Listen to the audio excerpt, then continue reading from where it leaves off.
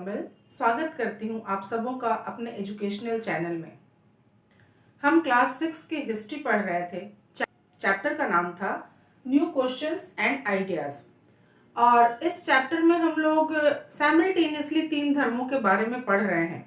एक तो बौद्ध धर्म, दूसरा ब्राह्मण धर्म का जो परवर्ती रूप है जो दर्शन के रूप में विकसित हुआ, और तीसरा जैन धर्म। तो बौद्ध धर्म के बारे में हम लोग पढ़ चुके हैं, उपनिषद की चर्चा हम कर चुके हैं और आज हम जैन धर्म के विषय में चर्चा करेंगे। तो पहले यदि हम देखें तो आपको ध्यान होगा कि मैंने बताया था कि ब्राह्मण धर्म के विरुद्ध बौद्ध धर्म का विकास हुआ था, क्योंकि ब्राह्मण धर्म में काफी, आप कह सकते हैं कि ब्राह्मण धर्म के परवर्ती रूप में काफी ज्यादा रिचुअल्स वगैरह अहम हो गए थे और साथ ही अस्पृश्यता भी शुरू हो गई थी। शूद्र की एक कैटेगरी बन गई थी सोशल स्टेटस में, जिसको इन धार्मिक कर्मों में शामिल नहीं किया जाता था, उसे कहीं अकेला छोड़ दिया जाता था और विमेंस को भी उसमें प्रवेश नहीं था बहुत। तो उसके खिलाफ जब बौद्ध धर्म आया तो उसमें इस तरह का कोई डिवीजन नहीं था। उसमें सभी सोशल स्टेटस के लोग, उसमें सभी सामाजिक वर्ग के लोग शामिल हो सकते हैं, फिर चाहे वो लो कास्ट हो या फिर विमेन हो या फिर कोई और भी हो। साथ ही उसमें अहिंसा एक प्रमुख सिद्धांत के रूप में सामने आया। फिर हमने भगवान बुद्ध से जुड़ी हुई एक कहानी भी सुनी है ना।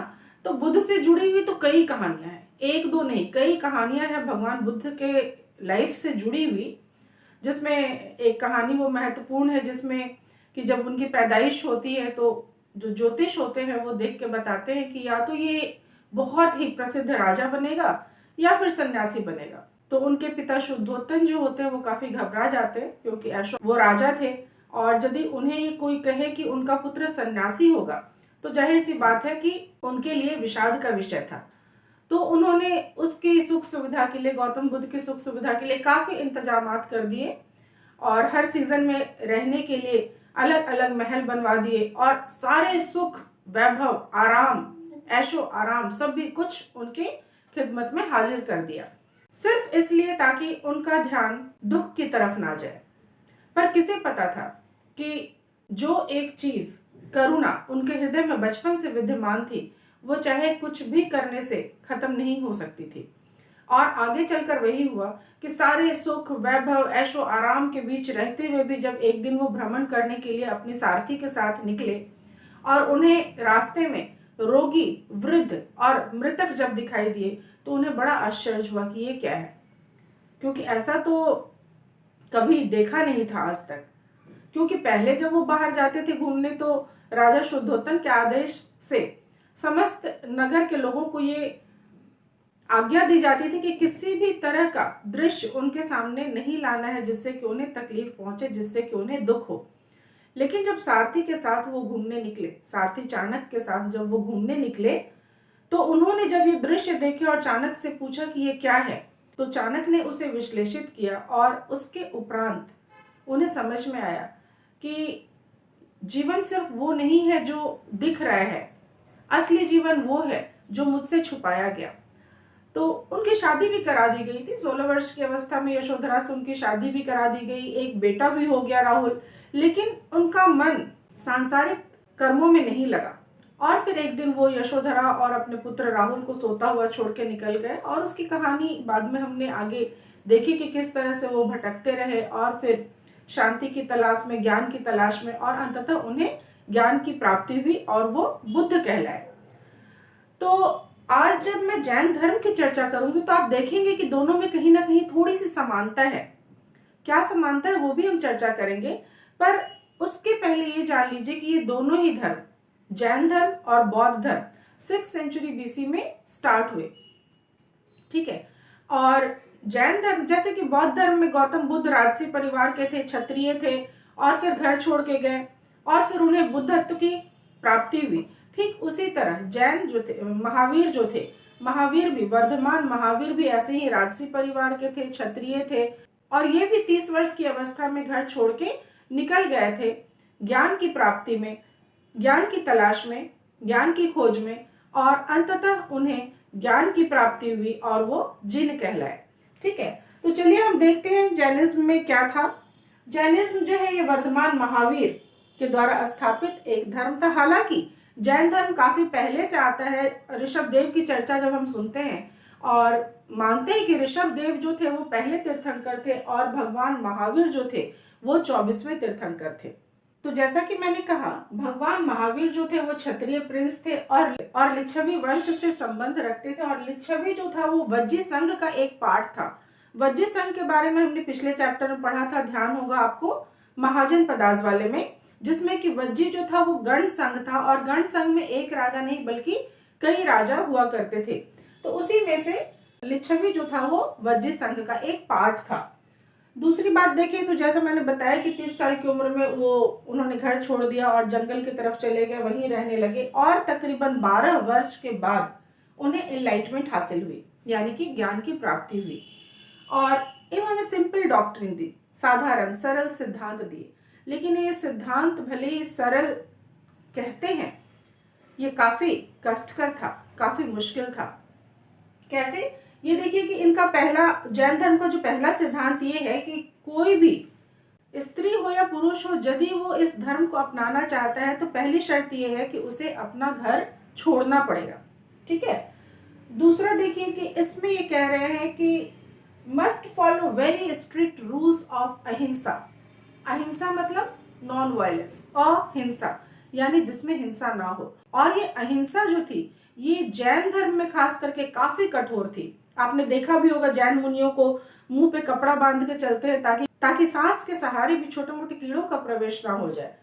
इसके अलावा जैन धर्म में अहिंसा का ये व्रत इतना कठोर था कि इसे 3 स्तरों पे कहा गया कि इस 3 स्तरों पे इसे मानना होगा, यानी मनसा वाचा कर्मा, यानी मन से भी आपको किसी के प्रति हिंसा नहीं रखनी होगी, बोलने में भी आपको किसी के प्रति हिंसा नहीं दिखानी होगी और आपके कर्म में भी किसी प्रकार के हिंसा का समावेश नहीं होना चाहिए। तो अहिंसा जो है ये एक बहुत ही प्रमुख सिद्धांत है जैन धर्म का। इसके बाद देखिए कि इन्होंने जो उपदेश दिए वो दरअसल प्राकृत भाषा में दिए, जो उस समय की लोक भाषा थी। साथ ही प्राकृत के कई रूप थे, अलग अलग क्षेत्रों में जाने से प्राकृत उस पर्टिकुलर रीजन से जुड़ जाती थी और वहां पे एक दूसरी लोक भाषा के रूप में प्रकट होती थी। ठीक उसी तरह इन्होंने, चूंकि मगध के थे, तो इन्होंने जिस प्राकृत का इस्तेमाल किया, इन्होंने जिस प्राकृत का उपयोग किया उसे मागधी कहते हैं। और आज भी उस क्षेत्र में जब आप जाएंगे बिहार की तरफ तो उस क्षेत्र में आज भी वो भाषा बोली जाती है। हाँ, उसे मागधी नहीं कह के मगही कहा जाता है। तो इस तरह से हम देखते हैं कि लोक भाषा में क्यों उपदेश देने की जो मुख्य वजह थी लोक भाषा में, वो इसलिए ताकि ये धर्म में जो कुछ भी सिद्धांत है, जो भी उपदेश वो देते हैं, जो कुछ भी वो कहते हैं उसको आम जनता समझ सके। ठीक है, क्योंकि संस्कृत तो काफी क्लिष्ट भाषा थी, है ना। और आप देखेंगे कि बौद्ध धर्म और जैन धर्म दोनों ही ज्यादा प्रसिद्ध इसलिए हुए क्योंकि वो आम बोलचाल की भाषा में उसके उपदेश दिए गए। आगे चलते हैं हम लोग। तो चलिए हम जैन धर्म की शिक्षाओं को देखते हैं। सबसे पहली बात तो ये थी कि जो जैन धर्म को मानने वाले थे, जो जैन धर्म के फॉलोअर्स थे, यानी जिन्होंने जैन धर्म को एक निजी धर्म के रूप में अपनाया था, उन लोगों को जैनाज कहते थे। ठीक है, जैन कहते हैं, है ना उनको। तो इनकी पहली शर्त यह है कि जो भी स्त्री या पुरुष इस धर्म में दक्ष होना चाहते हैं उन्हें अपना घर छोड़ना पड़ेगा। दूसरी बात की अहिंसा, जो मैंने आपको पहले भी बताई कि अहिंसा का पालन करना पड़ेगा। तीसरी बात कि उन्हें बहुत ही सिंपल लाइफ लीड करना पड़ेगा, बहुत ही सरल जीवन व्यतीत करना पड़ेगा और उन्हें भिक्षावृत्ति करनी पड़ेगी। आप देखेंगे कि ये भिक्षावृत्ति सभी धर्मों में समान रूप से विद्यमान है। फिर चाहे आप हिंदू धर्म देखें, फिर चाहे आप बौद्ध धर्म देखें, फिर चाहे आप जैन धर्म देखें। तो इसके बेस में जब आप जाएंगे तो भिक्षावृत्ति इसलिए नहीं कराई जाती थी क्योंकि उनके पास कुछ होता नहीं था और वो सब कुछ छोड़ के आ गए हैं। क्योंकि सभी धर्मों में भिक्षावृत्ति का जो कॉन्सेप्ट है वो इसलिए है ताकि भिक्षा करके उनके ईगो को, जो लोग भिक्षावृत्ति करते हैं उनको अपना ईगो खत्म करना है, अपने अहम का नाश करना है। जैन धर्म के उपदेशों में तीसरा है नॉट टू स्टील, अस्तेय, यानी कि चोरी नहीं करनी है, यानी आपको ईमानदारी के साथ रहना है। फिर अपरिग्रह, यानी किसी भी चीज को आपको कलेक्ट नहीं करना है, अपने पास जमा करके नहीं रखना है। सबसे अहम चीज जो है वो है सेलिबेसी का पालन करना होगा, यानी कि ब्रह्मचर्य का पालन करना होगा।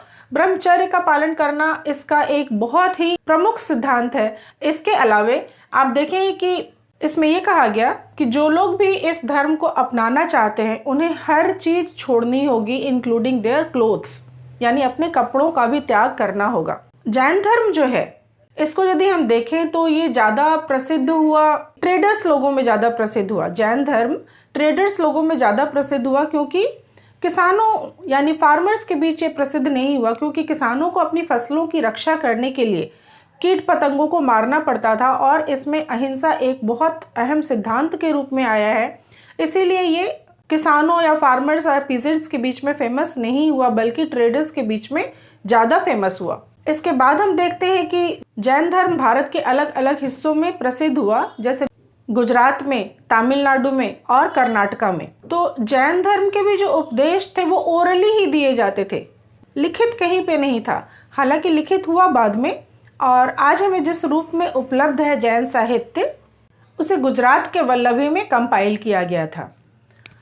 तो बौद्ध धर्म और जैन धर्म के बारे में यदि हम देखें, एक समानता हमें ये भी मिलती है कि शुरुआत में तो ये धर्म काफ़ी फेमस हुए लोगों के बीच, आम लोगों के बीच में लोगों ने इसे बहुत अपनाया, लेकिन बाद में चल के मतभेद बहुत होने लगे, आपस में ही मतभेद होने लगे। दोनों ही धर्मों की मैं बात कर रही हूँ। और आप यदि देखें तो बाद में चल के दोनों ही धर्म अलग अलग सेक्ट में विभक्त हो गए। चलिए क्या है वो सेक्ट हम देखते हैं। पहले बौद्ध धर्म की यदि बात करें तो बौद्ध धर्म दो भागों में विभक्त हो गया। मेनली भाग तो कई थे, बाद में कालांतर में कई हिस्सों में बट गया, लेकिन जो मेन जो है जिसे काफ़ी लोग जानते हैं वो है हीनयान और महायान। तो बुद्धिज्म जो है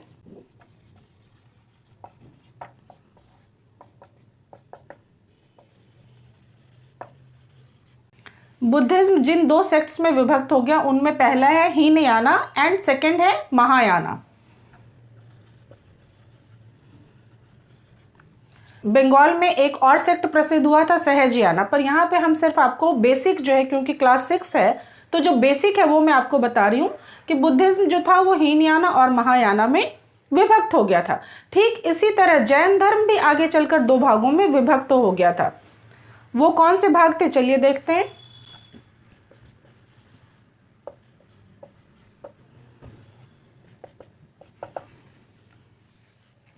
जैन धर्म जिन दो भागों में विभक्त हुए उनमें पहला था श्वेतांबर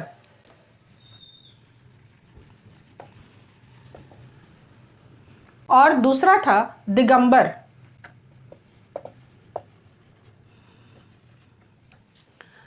तो श्वेतांबर क्या होता था, चलिए इसको संधि विच्छेद करते हैं। आप लोग हिंदी में संधि विच्छेद पढ़ते होंगे, तो श्वेतांबर को पहले हम हिंदी में लिख लेते हैं। इसी तरह दिगंबर को भी हम हिंदी में लिख लेते हैं। अब हम संधि विच्छेद करते हैं। यदि शब्दों का तो हमें एकदम आराम से समझ में आ जाएगा कि ये जो दो भागों में विभक्त हुए वो किस आधार पे, ठीक है। तो आप देखेंगे कि जिस तरह के कपड़े को लेके इनका विभाजन हो गया था कि कपड़े पहने जाए ना पहने जाए, कैसे पहने जाए। तो ये श्वेत अंबर, श्वेत जोड़ अंबर, तो श्वेत माने सफेद, अंबर मतलब वस्त्र। तो श्वेतांबर सफेद कपड़े पहनने वाले, सफेद वस्त्र धारण करने वाले जो जैन मुनि थे, जो जैन महात्मा थे, जो जैन फॉलोअर्स थे, उन्हें श्वेतांबर कहते हैं। तो फिर दिगंबर क्या हुआ, चलिए दिगंबर को जब हम संधि विच्छेद करते हैं तो बनता है दिगंबर।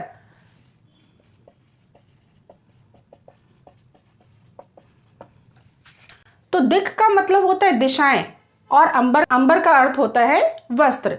तो ये साधु जो थे, जो दिगंबर, जैसा मैंने आपको बताया कि उन्हें हर कुछ छोड़ना होता था इंक्लूडिंग देयर क्लोथ्स। तो ये दिगंबर जो थे, दिगंबर ये कहते थे कि जो दिशाएं हैं, क्योंकि वो साउथ चले गए थे, तो दिगंबर जो थे वो कहते थे कि दिशाएं ही हमारा वस्त्र है, और वो नग्न रहते थे।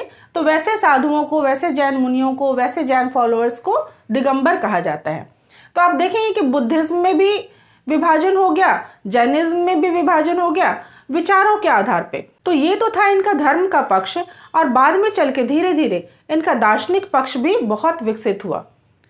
जो नेक्स्ट सब टॉपिक है हमारा इस चैप्टर का वो है द संघा। संघा क्या था, जिसे हम संघ कहते हैं, ये बौद्ध धर्म और जैन धर्म दोनों में ही समान रूप से प्रचलित था। और संघ जो था मुख्यतः उन लोगों के लिए था, जैसा कि नियम था कि जिन लोगों को इस धर्म में प्रवीण होना है, इस धर्म में दक्ष होना है, उन्हें घर छोड़ना पड़ेगा। तो आखिर घर छोड़ने के बाद वो रहेंगे कहाँ, इस हेतु एक एसोसिएशन था ऐसे लोगों के लिए, ताकि वो एक जगह पे रह सके जिन लोगों ने अपने घर को छोड़ा है। So only those who left their homes could gain true knowledge, क्योंकि इसमें माना ही यही जाता था कि जिन्होंने अपने घर को छोड़ दिया वही ट्रू नॉलेज गेन कर सकते हैं। ये कैसी बात है? ये इस तरह की बात है क्योंकि जो डेली लाइफ होता है, जो गृहस्थ जीवन होता है, इसमें कई तरह के रिस्पॉन्सिबिलिटीज़ होती हैं और आप मन के स्तर पे स्थिर नहीं रह पाते और इसलिए आप एकाग्रचित नहीं हो पाते। कई बार कहा जाता है ना कि यदि आप एकाग्रचित होना चाहते हैं तो ब्रह्म मुहूर्त में उठिए और फिर कुछ वक्त अपने साथ बिताइए, योगा कीजिए, प्राणायाम कीजिए, ये सारी चीज़ें कीजिए। तो ये कॉमन चीज़ें हैं सभी धर्मों में। हिंदू में भी यही था और फिर जैन धर्म में भी यही था, बौद्ध धर्म में भी यही था। ये लोग काफ़ी ज़्यादा जोर देते हैं माइंड को ट्रेन करने में, ठीक है। तो संघ जो था वो एसोसिएशन था उनके लिए हु लेफ्ट देयर होम्स। और ये संघ के ऐसा नहीं है कि संघ हो गया वहाँ पे सभी लोग रह रहे हैं तो बस खाली रह रहे हैं और कुछ नियम कानून नहीं है, नियम कायदे नहीं हैं। संघ के अपने नियम कायदे होते थे, संघ का अपना कुछ नियम कायदा होता था। तो जैसे बौद्ध धर्म के, बौद्ध संघ के क्या नियम कायदे थे, इसके विषय में हमें पता चलता है विनय पिटका से। और विनय पिटका, जैसा मैंने अपनी इंट्रोडक्टरी क्लास में आपको बताया था, कि एक प्रमुख पुस्तक है, एक्चुअली त्रिपिटक है। त्रिपिटक में 3 पिटकों का समूह है, पिटक इस समूह।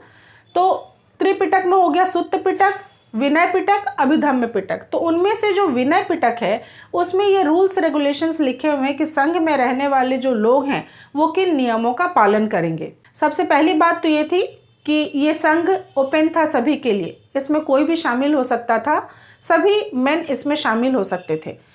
कुछ एक्सेप्शन था, कुछ लिमिटेशंस थे कि कैसे लोग इसमें शामिल नहीं हो सकते हैं या फिर किसी से परमिशन लेने के बाद शामिल हो सकते हैं। वो एक्सेप्शन क्या था देखें हम, कि जो चिल्ड्रन थे, छोटे बच्चे, वो अपने पेरेंट्स से परमिशन के बगैर संघ को ज्वाइन नहीं कर सकते थे, संघ में नहीं आके रह सकते थे, उन्हें अपने माता पिता से आज्ञा लेनी होगी। दूसरे, जो डिबिटर्स थे, जिन्होंने किसी से उधार लिया हुआ था, कुछ भी उधार लिया था पैसे वैसे, वो अपने क्रेडिटर्स से परमिशन के बगैर संघ में शामिल नहीं हो सकते थे।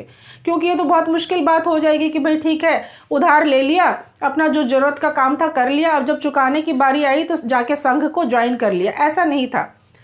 तो उन्हें जो डेबिटर्स थे उन्हें अपने क्रेडिटर्स से इजाज़त लेनी होती थी। इसी तरह से जो स्लेव्स थे, जो दास थे, उन्हें अपने मालिक से, अपने मास्टर्स से परमिशन लेना होता था। और जो वुमेन थी उन्हें अपने हस्बैंड से परमिशन लेनी होती थी संघ में शामिल होने के लिए। इसके अलावा आप देखेंगे कि संघ का लाइफ कैसा होता था। बट ऑब्वियस है कि संघ में जो लोग गए थे वो अपने घर के रिस्पॉन्सिबिलिटीज़ को छोड़ के गए थे और किसी चीज़ की तलाश में गए थे, ज्ञान की तलाश में गए थे, सत्य की खोज में गए थे। तो उनका लाइफ भी जो था वो स्पिरिचुअल था। वो ज़्यादातर अपने दिन का अधिकांश समय जो है वो मेडिटेशन में व्यतीत करते थे। मैंने जैसा कि बताया कि इसमें माइंड को ट्रेन करना बहुत अहम था, तो ये मेडिटेशन में काफ़ी वक्त गुजारा करते थे। इसके अलावा जैसा कि मैंने कहा था कि भिक्षावृत्ति बहुत अहम चीज़ थी। ये भिक्षा मांगते थे, सर्टेन टाइम्स में मांगते थे, सर्टेन आवर्स में मांगते थे, सर्टेन फिक्स्ड आवर्स होता था, उसी में ये भिक्षा मांगते थे। और यही वो बड़ी वजह है जिसके चलते इन्हें भिक्षुक भिक्षुणी कहा जाता था, है ना। और इस संघ में एक जगह पे रहते हुए यदि इनमें किसी भी तरह का मतभेद होता था तो उसको विद इन संघ, यानी संघ के अंदर ही सुलझाया जाता था। आपस में बैठ के मीटिंग होती थी, उस मीटिंग में लोग अपनी बात रखते थे, अपनी समस्या रखते थे, अपनी परेशानी रखती थी, उस पर वाद विवाद होता था और जो कुछ भी परेशानी होती थी उसको संघ के अंदर ही सुलझाया जाता था। संघ में शामिल होने वाले जो अलग अलग वर्ग के लोग थे, अलग अलग सामाजिक वर्ग के लोग थे, बहुत से ब्राह्मण, क्षत्रिय और भी अलग अलग कास्ट के लोगों ने संघ को ज्वाइन किया था और उन्होंने अपने अनुभवों को अभिव्यक्त किया है काफ़ी पुस्तकों के रूप में और कविताओं के रूप में। जो इस चैप्टर का नेक्स्ट सब टॉपिक है वो है मोनेस्ट्रीज। ये मोनेस्ट्रीज क्या था, चलिए देखते हैं। अब देखें कि ये जो भिक्षुक भिक्षुनी थे, दोनों ही धर्मों की बात हो रही है, जब कि ये भिक्षुक और भिक्षुनी जो थे ये प्लेस टू प्लेस जो है वो घूमते थे, अपने उपदेश देते थे। ये थ्रू आउट द ईयर इनका यही काम होता था कि एक जगह से दूसरी जगह गए, वहाँ उपदेश दिया, फिर वहाँ से अगली जगह गए, फिर वहाँ उपदेश दिया, और इस तरीके से ये सालों भर घूम के उपदेश देते थे। सिर्फ एक ऋतु थी जिसमें इन्हें एक जगह पे रहना मजबूरी होती थी, और वो थी वर्षा ऋतु, यानी कि रेनी सीजन जो था, इसी में सिर्फ ये एक जगह पे रहते थे। They stayed at one place. और तब फिर इनके जो सपोर्टर्स थे, जो लोग भी बौद्ध धर्म को और जैन धर्म को प्रश्रय देते थे, राजा थे, ट्रेडर्स थे, अलग अलग ग्रुप के लोग थे, जो इनको प्रश्रय देने वाले जो लोग थे वो इनके रहने के लिए, टेम्पररी रहने के लिए टेम्पररी शेल्टर बनाते थे इनके लिए, गार्डन्स में या कई बार पहाड़ की गुफाओं में भी ये रहते थे। तो ये नेचुरल केव्स में रहते थे। लेकिन बाद में चलकर क्या हुआ कि जो इनके सपोर्टर्स थे वो भी, और ये खुद भी, यानी कि जो मॉन्क्स और नन्स थे, उन्हें भी ये लगा कि नहीं, कुछ परमानेंट शेल्टर भी होना चाहिए। तो तब जाके इन लोगों ने मोनेस्ट्रीज का निर्माण करवाया, और उसे विहार कहते हैं। और ये विहार जो था, ये शुरू में तो वुड और ईंट से बने हुए होते थे। बाद में चल के आप स्पेशली वेस्टर्न इंडिया में देखेंगे कि जो विहार थे वो पहाड़ों को काट के गुफाएं बनाई गई थी। इसके अलावा परमानेंट शेल्टर के रूप में विहार मौजूद होता था भिक्षुक और भिक्षुनियों के रहने के लिए। तो ये मोनेस्ट्रीज जो थे, यानी जो विहार थे, ये विहार जिस तरह की जमीन पे बने हुए होते थे वो उनके अपने जमीन नहीं होते थे, क्योंकि मैं पहले ही बता चुकी हूँ कि ये जो भिक्षुक भिक्षुनी होते थे ये सब कुछ छोड़ के आए थे, और इनके रहने के लिए जिस जमीन पे विहार का निर्माण किया जाता था, ये कोई धनी व्यक्ति, कोई रिच मर्चेंट, कोई व्यापारी, कोई लैंड ओनर या फिर किंग्स जो होते थे वो उन्हें दान करते थे, और उसी जमीन पे विहार का निर्माण किया जाता था।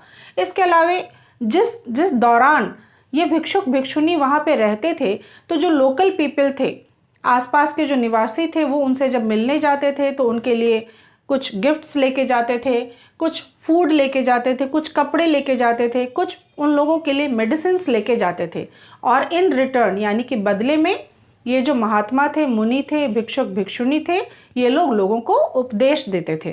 तो इस तरीके से हमने देखा कि किस तरह से 6th सेंचुरी BC में दो नए धर्मों का अभ्युदय और विकास हुआ, और आगे चलकर किस तरह से इन धर्मों का दार्शनिक पक्ष भी विकसित हुआ। तो आज की क्लास में यहीं तक रहने देती हूँ।